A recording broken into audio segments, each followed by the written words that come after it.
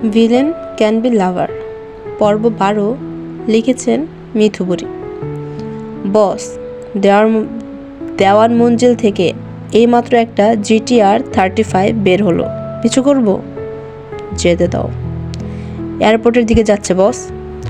অপর পাশ থেকে রিচার্ডের নিরুদ্দেশহীন স্বরে একই জবাব, যেতে দাও। ব্রাউন চুলের আড়ালে লুকিয়ে থাকা ললাটে ক্ষীণ এক ভাঁজ ফুটে উঠল ন্যাসর। কাল থেকে রিচার্ডের আচরণ একটুও বুঝে উঠতে পারছে না। কায়নাত নামের এই মানুষটা শুরু থেকেই তার কাছে এক রহস্যময় গোলক ধাঁধা, যার কেন্দ্রে পৌঁছানো আজও সম্ভব হয়নি। সাধারণ এক বাংলাদেশি ছেলে কীভাবে ইতালির পাপময় সাম্রাজ্যের রাজা হয়ে উঠল, সে গল্প আজও অস্পষ্ট, অধরা তাদের কাছে। আই অ্যাম নোডেড অফ বলেই কল কেটে দেয় রিচার্ড।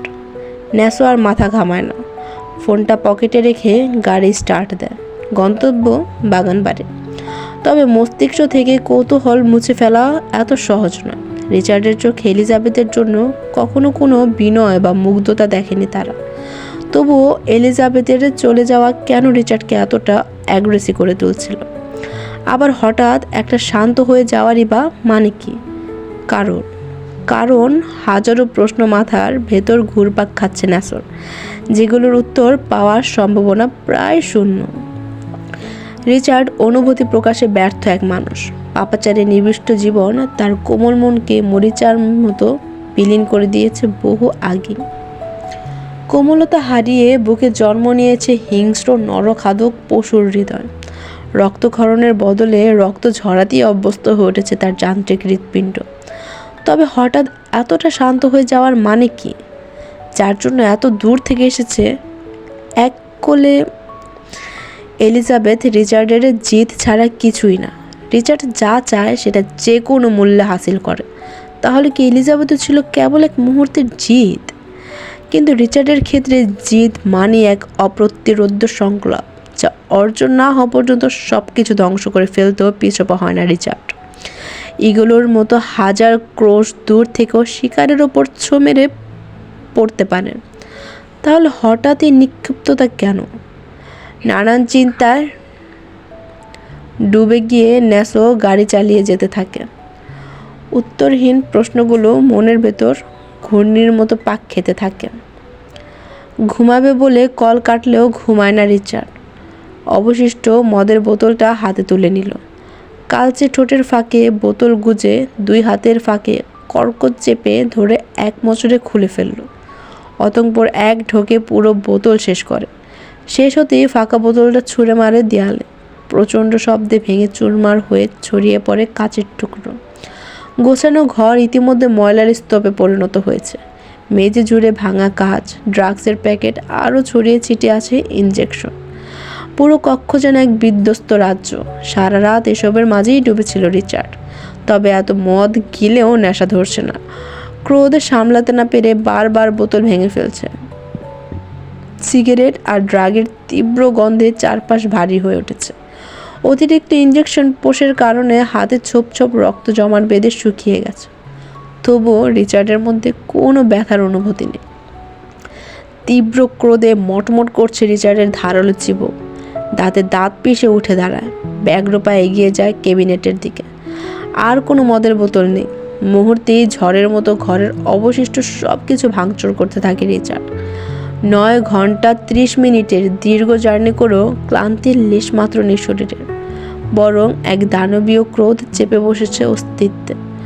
তবুও ঠোঁটের কোণে জড়িয়ে আছে এক রহস্যময় অবেদ্য অভিব্যক্তি। ভাঙা কাচের ওপর দিয়েই উন্মাদের মতো হেঁটে গিয়ে দাঁড়ায় টেরেসের কিনারে। দৃষ্টি নিক্ষেপ করে ঘন জঙ্গলের সীমান্তে প্রতীকের মতো সাজিয়ে দাঁড়িয়ে থাকা উঁচু গাছগুলোর দিকে চিবিয়ে চিবিয়ে উচ্চারণ করলো, you have to pay for it red. স্বরে জেদ, চোখে নির্ভয়ের দীপ্তি, নিস্তেজ অথচ তীব্র প্রতিশোধের শ্রিয়মান আগুন। প্লেনটি এভিয়েশন মোডে ভুবনের সঙ্গে সব যোগাযোগ ছিন্ন করে বায়ুমণ্ডল চিরে মহাকাশের শূন্যতার দিকে ছুটছে। সাদা মেঘ গলিয়ে দ্রুত গতিতে এগিয়ে চলছে। উদ্দেশ্য USA। ছোট্ট কাচের গ্লাসের ওপার থেকে দেখা যায় মেঘেরা যেন পুরো আকাশ দখল করে ছড়িয়ে পড়েছে। এক একটি দল গঠন করে গোপন বৈঠকে মগ্ন। নীল আকাশের বুকে সাদা মেঘের রাজত্ব। নিচে ব্যস্ত শহরকে দেখে মনে হয় যেন গুটি গুটি পিঁপড়ার সারি, যারা অবিরাম দৌড়াচ্ছে খাদ্যের সন্তানে, জীবনের প্রয়োজনে। উইন্ডো সাইডে স্থির বসে আছে এলিজাবেথ। প্লেন জার্নি ওর জন্য নতুন নয়, তাই অভিব্যক্তি একদম স্বাভাবিক। তবুও সে কখন থেকে সদর আকাশের দিকে শূন্য দৃষ্টিতে তাকিয়ে আছে, যেন নিথর জমাট বাঁধা কোনো জড়বস্তু। চোখে প্রাণ আছে, কিন্তু মনোযোগ নেই। সে এখনও আটকে আছে গত রাতের ঘটনায়। এই মানুষটার সান্নিধ্যে এসেছে 2 দিনও হয়নি, অথচ কীভাবে ঢাল হয়ে পাশে দাঁড়িয়ে গেছে সে। মাথার উপর ছায়া দিচ্ছে বিশাল বটবৃক্ষের মতো, যা এলিজাবেথ কখনোই পায়নি, কোনো দিনও না। অন্ধকারের জগৎ থেকে টেনে তুলে তাকে আলোর দিকে নিয়ে যেতে চায়, সামনে এগানোর জন্য বাড়িয়ে দিয়েছে হাত। অথচ অন্যের কলঙ্ক মুছতে গিয়ে নিজের জীবনেই কাদা মাখিয়ে নিচ্ছে সে। তবুও বিস্ময়ের ব্যাপার, কৃষ্ণগহ্বরের মতো গভীর বাস্তবতার মাঝেও একটুও বিষাদের ছাপ নেই তার। ফ্ল্যাশব্যাক। হঠাৎ অসুস্থতার কারণে কাজে আসতে পারেনি। মাঝপথ থেকে তাকে হাসপাতালে নিয়ে ভর্তি করা হয়। পরবর্তী সময়ে উকিল আনা হয়। সিদ্ধান্ত নেওয়া হয় আপাতত রেজিস্ট্রিই হবে। দেশে ফিরে হবে ঘটা করে বিয়ের আয়োজন, তাকবীর দেওয়ান, যার নামে কিছুক্ষণ পর দলীয়করণ হবে এলিজাবেথের। মাত্র এক সাইনের মাধ্যমে তার অগোছাল জীবন জড়িয়ে যাবে এক অতি সুদর্শন ও মহৎ হৃদয়ের পুরুষের সঙ্গে, যে মানুষটা কথা দিয়েছে আগলে রাখবে সযত্নে। যেমন মাটিতে পড়ে থাকা ফুলগুলোর মতো শখ করে তুলে নেওয়া হয়েছে তাকে, তেমনি বৃক্ষপটের পাশে শুভ্র পাঞ্জাবির বাম পকেটে রেখে দেওয়া হবে অতি যত্নে। এক মুহূর্তের জন্য নিঃসঙ্গতায় পড়তে দেবে না সে। পথে, মাঠে, মিছিলে সর্বত্র থাকবে বুকের বাপাশে, বাম পাঁজরের হাড়ের মতোই অবিচ্ছেদ্য হয়ে। পবিত্র বন্ধনে আবদ্ধ হয়ে এক কলঙ্কিত নারী রূপান্তরিত হবে নিষ্ঠাবান আদর্শ নীতিমালায় গড়া এক পুরুষের স্ত্রীতে, মিনিস্টার তাকবীর দেওয়ানের স্ত্রীতে, যাকে সে চিনত অনেক আগে থেকে, অনেক ভালো করে। বিয়ের কথা একটা কাকপক্ষীয় কেউ জানানো হয়নি। তাকবীর এলিজাবেথের নিরাপত্তার কথা ভেবে সিদ্ধান্ত নেয় আর কিছুদিন পর সবাইকে জানাবে বিয়ের কথা, যখন অনুষ্ঠান করা হবে। মিনিস্টারের বিয়ে রাতারাতি ছড়িয়ে যাবে সকলের মাঝে। এভাবেই পরে তা কর্ণপাত হবে সেই নিকৃষ্ট মানবের। তাই কোনো রিস্ক নিতে চায়নি তাকবীর। বাবা তাজুয়ার আর নিজের 2 বিশ্বস্ত বডিগার্ড রেয়ান, বিয়ানকে নিয়ে বিয়ে সম্পূর্ণ করার চিন্তা ভাবনা করে স্বল্প আয়োজনের মাধ্যমে। বিয়েতে এলিজাবেথের কোনো প্রকার অভিব্যক্তি বা ভূমিকা দেখার মতো ছিল না, না কোনো আগ্রহ, না কোনো উৎফুল্লতা, এমনকি কাঁদেনি একবারের জন্য। হঠাৎ করে নিজেকে শক্ত খোলসে আবদ্ধ করে ফেলেছে। তাকবীর নিজে পছন্দ করে এলিজাবেথের জন্য একটা লাল টুকটুকে বেনারসি কিনে আনে, কিন্তু এলিজাবেথ পড়তে চায়নি। তা নিয়ে তাকবীরও তেমন জোর করেন এলিজাবেথকে। সম্পূর্ণ এখতিয়ার থাকা সত্ত্বেও চাপ দেয়নি ওকে। মনের ইচ্ছে মনের মধ্যেই পোষণ করে রাখলো কোনো এক বৃষ্টিবাদল দিনের জন্য। পরনে সাধারণ 3 পিস নিয়ে বিয়েতে বসে এলিজাবেথ। তাকবীর রক্তমাখা পাঞ্জাবি পরিবর্তন করে গায়ে নতুন পাঞ্জাবি চাপায় সাদা শুভ্র রঙের। এলিজাবেথ এক মুহূর্তের জন্য তাকিয়ে দেখেনি তার পাশে উৎসুক দৃষ্টিতে তাকিয়ে থাকা বাগদত্তার দিকে। তাকবীরের শূন্য অভিব্যক্তিতে তাকিয়েছিল এলিজাবেথের নিস্তেজ হয়ে যাওয়া মুখশ্রীতে। তার আকুল মন খুব করে চাইছিল তার অ্যালোকে সে একটু হাসুক, তার মতো ভেতরে ভেতরে হলেও ছটফট করুক একটু একে অপরের হওয়ার খুশিতে। ব্যাস এইটুকুই চাওয়া শুধু তার। তবে এবার জোর করল না তাকবীর এলিজাবেথের মনের অবস্থা ভেবে। সময় দিল আড়ষ্ট মেয়েটাকে একটু মানিয়ে নেওয়ার জন্য। সে অপেক্ষা করতে রাজি, করবে অপেক্ষা। উকিল সাহেব সকল কাগজপত্র রেডি করে রাখে। রেয়ান বিয়ান দুজনেই তাকবীরের পাশে বুক বেঁধে দাঁড়িয়ে আছে, দুজনের মুখে আন্তরিক হাসি। যথারীতি সব কিছু সুন্দরভাবে এগোতে থাকে। তবে বাদশাদে তাজুয়ার দেওয়ানের ক্ষেত্রে বিয়ের আগ মুহূর্তে বিকট শব্দ করে দরজার ছিটকানি খুলে বেরিয়ে আসে গম গম পায়। বয়সের তোরে চামড়া ঝুলে পড়া চোয়াল ক্রোধে মটমট করছে। ঘুমুট পরিবেশ কেঁপে ওঠে তার হুঙ্কারে। তাকবীরের দিকে এগিয়ে দেওয়া রেজিস্টার পেপার উকিলের হাত থেকে পড়ে যায়। ডোক গিলে তাকালো প্রাক্তন সংসদ সদস্য তাজওয়ার দেওয়ানের দিকে। এলিজাবেথ কেঁপে চোখ মুখ কুঁচকে রাখে। বীর, আমি আবারও বলছি, এই মেয়েকে তুমি বিয়ে করবে না। বাবার কথায় চিবুক শক্ত হয়ে আসে তাকবীরের। ওঠে 2 কদম এগিয়ে গিয়ে দাঁড়ালো বাবার সামনে। কণ্ঠ যথাসম্ভব খাদে নামানোর চেষ্টা করে বলে, আব্বা, আপনি ভিতরে যান। ছেলের নরম কণ্ঠে যেন 2 কদম এগিয়ে গেল তাজওয়ার দেওয়ান। জিদ্দি গলায় বলল, যাব, তুমিও আমার সাথে চলো, কোনো বিয়ে হবে না এখানে। আব্বা, আমি আপনাকে যেতে বলেছি। আমার কথার বাইরে যাবে না বীর। আব্বা, আপনার ওষুধের সময় হয়ে গিয়েছে, খেয়ে ঘুমান গিয়ে। আমার কথা ইচ্ছাকৃতভাবে এড়িয়ে যাওয়ার চেষ্টা করবে না, ভুলে যাবে না আমার সন্তান তুমি, তোমার ঘর থেকে হইনি আমি। তাকবীর চোখ বুজে ঠোঁট গোল করে তপ্ত শ্বাস ফেলে রাগ নিয়ন্ত্রণ রাখার প্রচেষ্টা চালিয়ে গেল। সবিনয়ে বলল, তাই বলছি আব্বা, ঘরে যান, আমি কোনো রকম ঝামেলায় জড়াতে চাচ্ছি না, এই মুহূর্তটা খুবই স্পেশাল আমার জন্য। তাজওয়ার দেওয়ানের সেই জিদ্দি গলায় বলা, এই বিয়ে কোনো দিনই হবে না, অন্তত আমি বেঁচে থাকতে তো না। সংযম হারাতে থাকে তাকবীর। বাবার চোখে চোখ রেখে চিবিয়ে চিবিয়ে বলল, বিয়ে তো হবেই আব্বা, তাও আজই, সেটা আপনি না মানলেও। এবার চেঁচাতে শুরু করলেন তাজওয়ার দেওয়ান। সাধারণ একটা 2 টাকার মেয়ের জন্য বাবার সাথে উঁচু গলায় কথা বলছো? এই মেয়ে রূপ দেখিয়ে আমার ছেলের মাথা খেয়েছিস, নষ্ট মেয়ে ছেলে কোথা। এই 2 টাকার মেয়ে নয়, আমার ভালোবাসা, ভালোবেসে নিয়ে এসেছি আমি বুকে নিয়ে রাখার জন্য। যদি এই গলা দিয়ে আমার স্ত্রীর ব্যাপারে আর একটা নোংরা কথা বের হয়, খোদার কসম, তবে সেই গলায় 5 আঙ্গুলের দাগ বসিয়ে দিতে একটু দ্বিধাবোধ করবো না আমি আব্বা। প্রচণ্ড জোরে চেঁচালো তাকবীর ভদ্রতার খোলস থেকে বেরিয়ে। নিয়ন্ত্রণে বাইরে গিয়ে উগ্রতা ভেঙে হিংস্র প্রাণীর মতো গর্জে উঠল।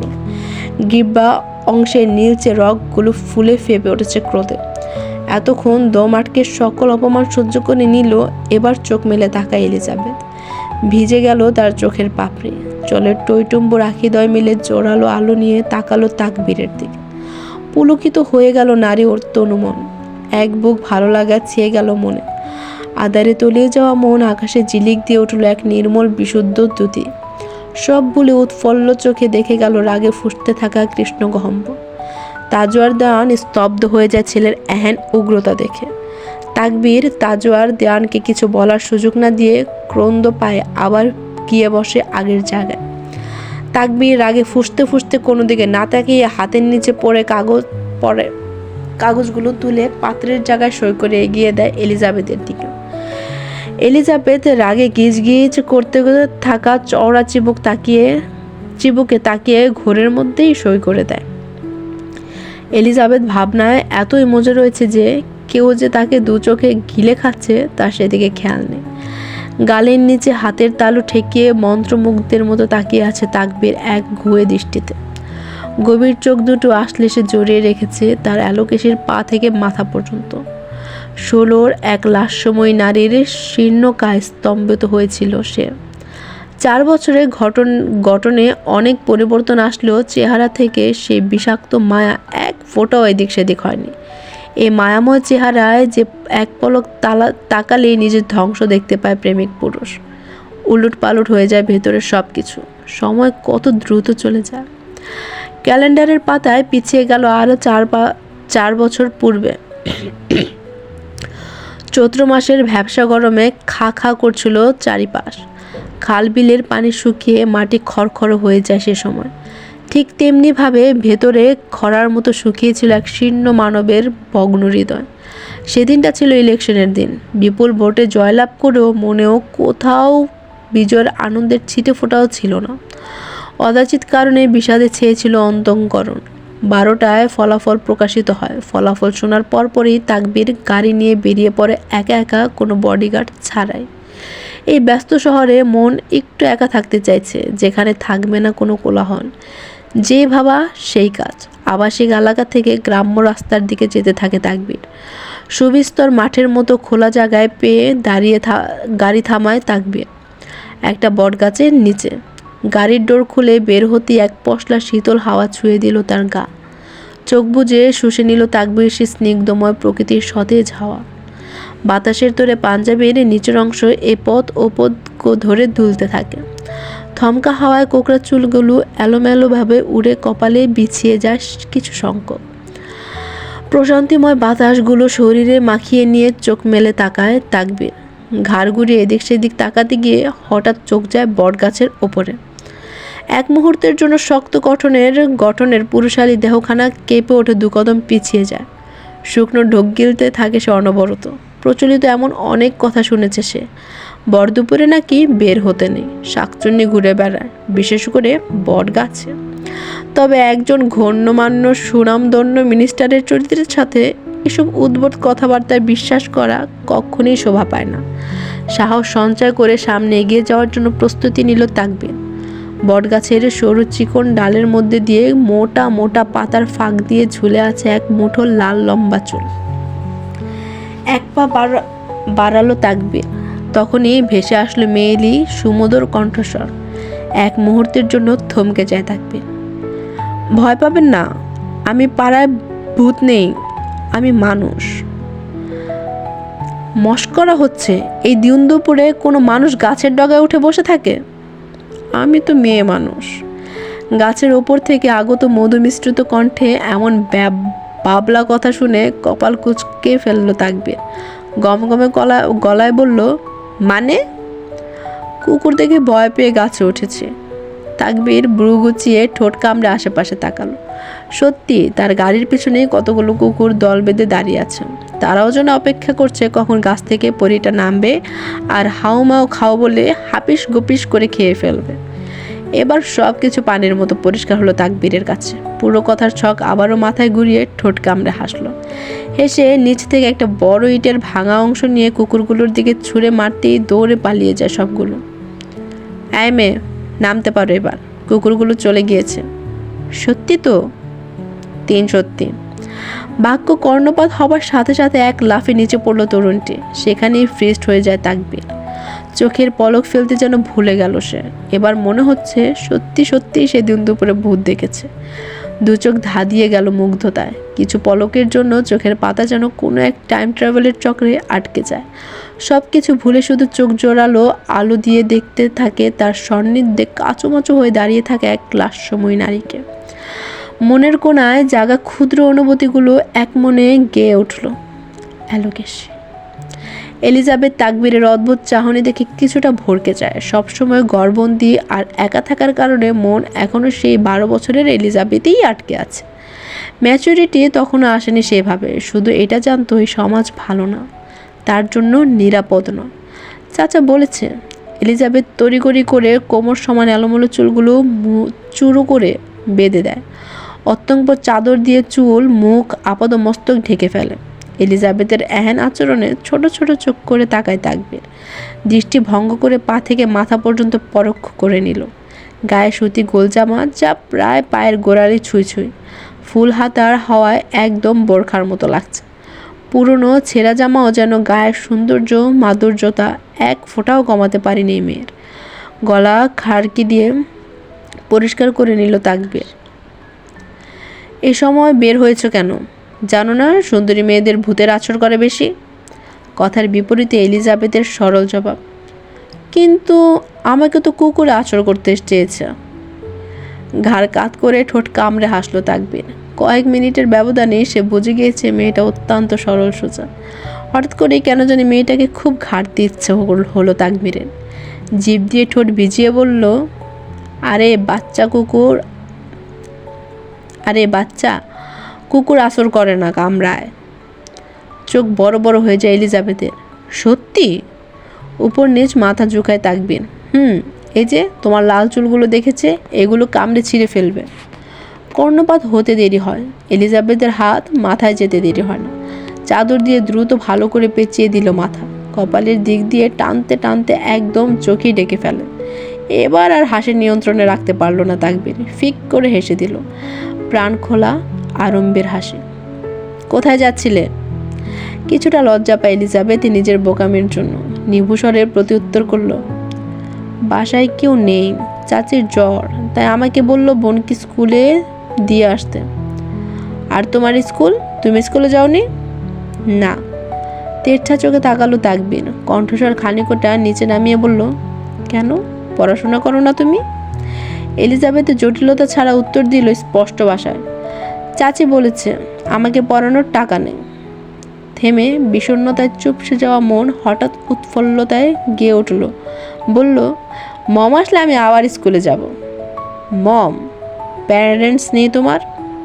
ড্যাড নেই। তাকবীর কিছু প্রশ্ন করতে গিয়েও করলো না। নির্নিমেষ তাকিয়ে থাকলো এলিজাবেথের চুপসে যাওয়া অবয়বে। শান্ত মুখশ্রীর অন্তরালে যে আকুতি ভয়ী রিন্দিটো হৃদয়ে কষ্টের বাঁধ ভাঙতে শুরু করেছে তা বুঝতে পারে সে। কথা পাল্টে পকেট থেকে গাড়ির চাবি বের করে চাবিতে প্রেস করে লক খুলে নিল সে। পরপর এলিজাবেথের দিকে তাকিয়ে ফ্রন্ট ডোর খুলে দিয়ে বলল, গেট ইন দ্য কার বাচ্চা। বাচ্চা শব্দ শুনে নাক কুচকে মাথা তুলল এলিজাবেথ। ঠোঁটে ঠোঁট চেপে হাসল তাকবীর। সবিনয়ে বলল, ওঠো, পৌঁছে দিচ্ছি আলোকেশী। আঙ্গুলের ভাঁজে আঙ্গুল ঢুকিয়ে কচলাতে থাকে এলিজাবেথ। এই নতুন নামের মানে সে বুঝতে পারেনি। মাথা নাড়িয়ে বলল, না। কেন? আমতা আমতা করতে থাকে এলিজাবেথ। চাচা বলেছে অচেনা কারো থেকে সাহায্য না নেওয়ার জন্য। আমার জন্য নাকি কেউ নিরাপদ না।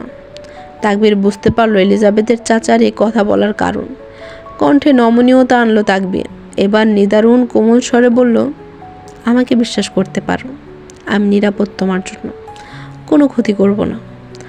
উৎসুক হয়ে তাকিয়ে থাকলো এলিজাবেথ। ফর্সা মুখ উদ্বিগ্নতায় ঠাসা। এমনিতেই কুকুরের জন্য অনেকটা দেরি হয়ে গিয়েছে, এখন হেঁটে গেলে আরও দেরি হবে। যত দেরি হবে চাচির কটুবাক্য তত বেশি হবে। খেতে দিবে না আজ নিশ্চয়ই। উপায় অন্তর না পেয়ে রাজি হলো এলিজাবেথ। তাকবীর এক চিলতে হেসে নিজেও গিয়ে ড্রাইভিং সিটে বসে গাড়ি স্টার্ট দিল। টুকটাক কথা বলে এলিজাবেথকে নিয়ে বাসায় গেল। ওই মাঠ থেকে বাসার দূরত্ব 15 মিনিটের। খুব আস্তে গাড়ি চালিয়ে আসলে তাকবীরের সময় লাগে মাত্র 5 মিনিট। ভেতরে ভেতরে খুবই ক্ষুব্ধ তাকবীর। সময়ের আজ এত দ্রুত যেতে হলো, একটু থেমে থাকলে হতো না? শান্তিনিকেতনের সামনে গাড়ি থামায় তাকবীর। ভর দুপুর হওয়ায় আশেপাশে তেমন কেউই ছিল না। এলিজাবেথ গাড়ি থেকে নেমে একগাল হাসি উপহার দিল। সত্যিই তো, লোকটা তার কোনো ক্ষতি করেনি। চাচা তাকে যেভাবে বুঝিয়েছিল তেমন কিছুই হয়নি। আপনি খুব ভালো মানুষ। উইন্ডো মিরর নামালো তাকবীর। কথার বিপরীতে এক ফালি হাসি দিয়ে বলল, আমাদের আবারও দেখা হবে আলোকেশী। এলিজাবেথ আমলে নিল না কথাটা, চলে গেল হেসে। তাকবীরও গাড়ি ঘুরিয়ে চলে আসে। সেদিনে সে জায়গা থেকে চলে আসলেও ঘর থেকে বের হতে পারেনি সে। এক অচেনা মেয়ে রাজত্ব কায়েম করে নিয়েছিল তার অন্দরমহলে। লোক লাগিয়ে এলিজাবেথের চাচাতো ভাই শিহাবকে ক্লাবে আনায় তাকবীর। শিহাব তখন মাদকে পুরোপুরি আসক্ত। তাকবীর শিহাবের কাছ থেকে জানতে পারে এলিজাবেথ এতিম। পরবর্তীতে এলিজাবেথের পরিবার নিয়ে আর মাথা ঘামায়নি তাকবীর। শিহাবকে শাসিয়ে এলিজাবেথকে স্কুলে ভর্তি করার কথা বললেও পরবর্তীতে বিষাদমূলক কিছু কথা ভেবে তা আর হতে দেয় না। এই মেয়ে আগুন সুন্দরী, যেখানেই যাবে সকলে বশম হবে এই রূপে। সকল প্রকার সাইড ইফেক্ট ভেবে এলিজাবেথকে স্কুলে পড়ানোর চিন্তা ভাবনা বাদ দিল তাকবীর। শিহাবকে টাকা দিয়ে দিয়ে এলিজাবেথের ব্যাপারে খোঁজ খবর নিতে থাকে প্রতিনিয়ত। ব্যবস্থা করে দেয় বাড়িতে পড়াশোনার। সে অতিরিক্ত টাকা বাড়িয়ে দিত এলিজাবেথের জন্য। মাঝপথে নিজের শখ করে অনেক কিছু কিনেও দিত এলিজাবেথের জন্য। তবে তার কিছুই পেত না এলিজাবেথ। শিহাব সব কিছু নিজের নাম করে ইব্রাতকে দিত। তাকবীরের ভয়ে এলিজাবেথ শিহাবের কুদৃষ্টি থেকে একটু ছাড় পেলেও একেবারে রেহাই পায়নি।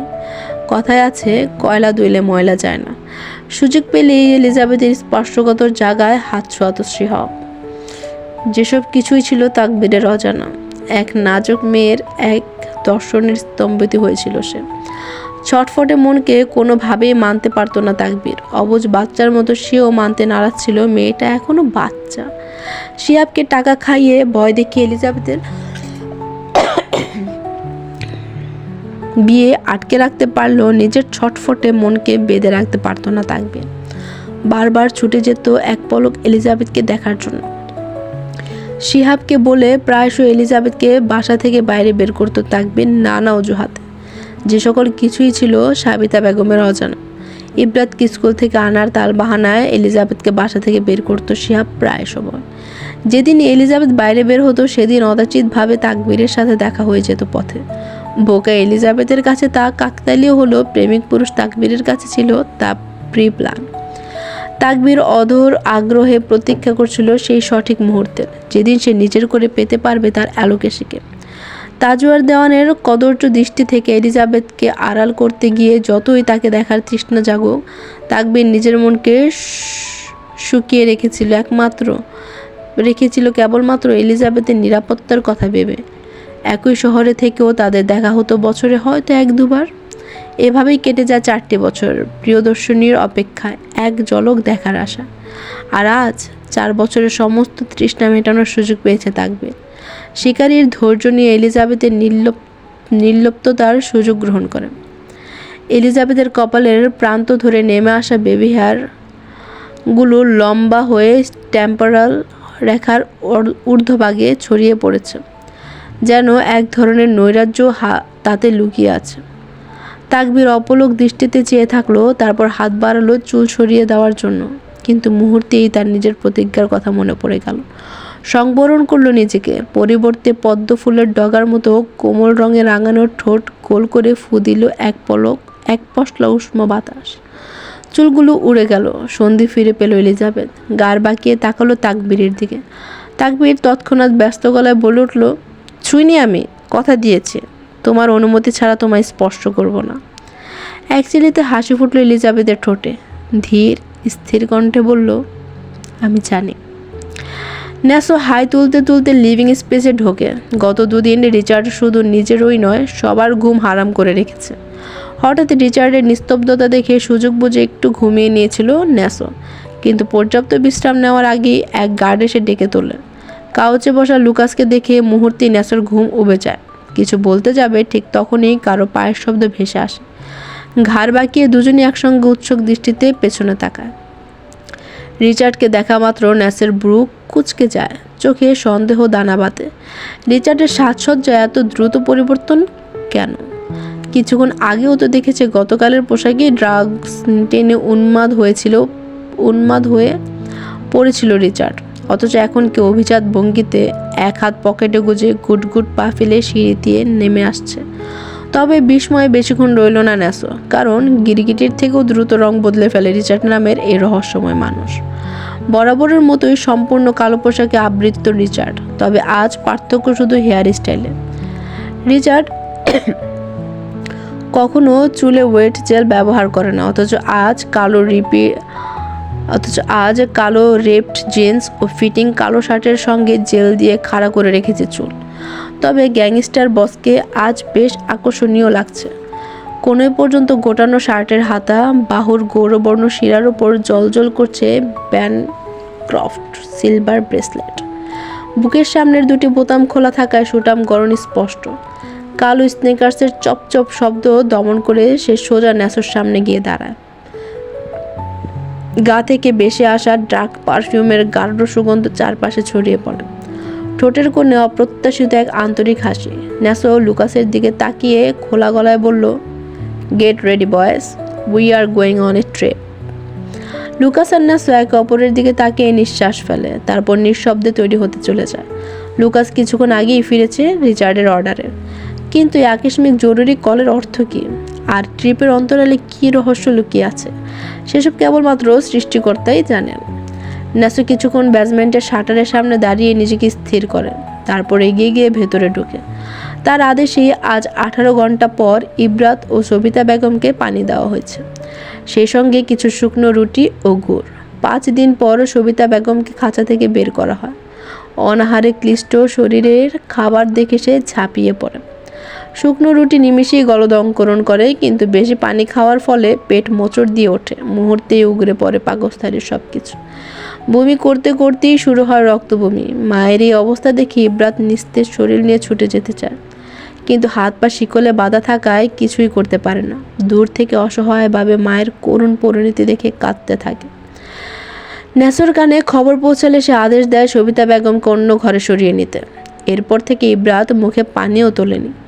শরীর স্যাঁতস্যাঁতে মেঝের সঙ্গে মিশে গেছে, গোসলের অভাবে বিকট ঘামের গন্ধ ছড়াচ্ছে।